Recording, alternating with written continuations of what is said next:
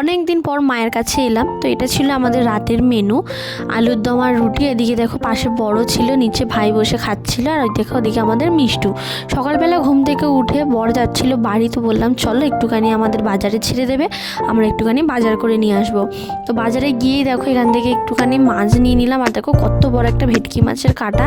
তো যাই হোক বাজার করে নিয়ে চলে আসার পর দেখো মা ওদিকে রান্নার জোগাড় করতে শুরু করে দিয়েছে, আমাদের ভাতও হয়ে গেছে।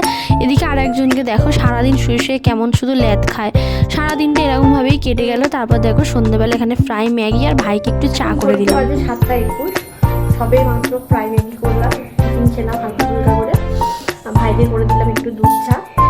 এখন চিকেন এখানে ম্যারিনেট করে রেখেছি, আর পেঁয়াজ ক্যাপসিকাম কেটে রাখবো মা আসার আগে। মা কাজে গেছে, মা আসলে রাতে রান্নার জন্য এখানে সব কিছু রেডি করে নিয়েছি। নেক্সট পার্টের জন্য কমেন্ট করো। Tata bye.